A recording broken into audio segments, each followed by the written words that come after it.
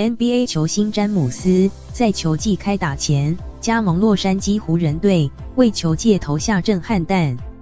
没想到湖人开季至今表现不如预期，几乎无望进入季后赛。詹姆斯连续13年闯进季后赛的纪录可能因此中断。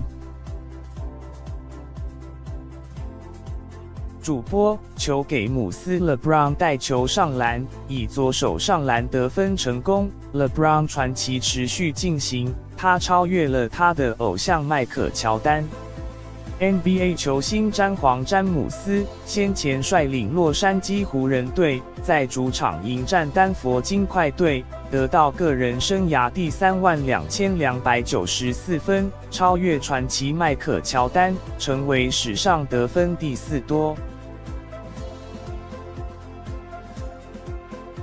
NBA 球星詹姆斯，我希望小朋友有一天能像看着乔丹一样看着我，这太疯狂了。老实说，已经超越疯狂了。詹姆斯风光破纪录，但外界焦点反而主力球员朗度第4节退场，直接坐到观众席。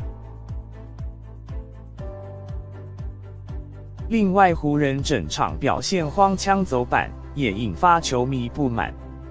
球评史蒂芬斯，詹姆斯一开场就连续4颗罚球没进，大家都知道湖人是联盟罚球最差的队伍，所以马上被球迷嘘湖人队篮球事务部总裁魔术强森，他会带领我们球员到这个层级，让这些球员变得更好。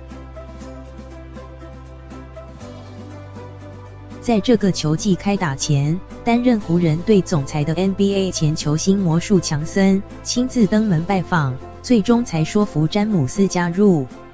但球队战绩不理想，湖人为了补强球队战力，还传出不惜一切也要换到鹈鹕队戴维斯，打击球队士气。如今几乎确定无缘季后赛。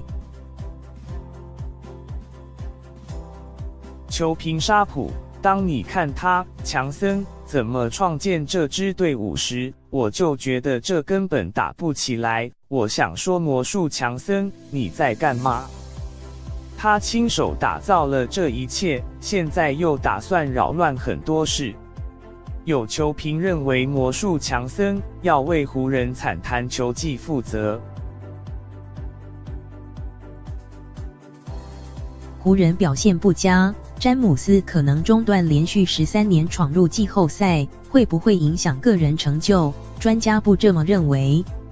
记者兹尔吉特，迈克乔丹也有表现不好的赛季，尤其是他离开公牛队后，我们不会只看这几季，或许现在关于他成就有很热烈讨论，但等到他退休10到15年后，这只是雷达上一个起伏点。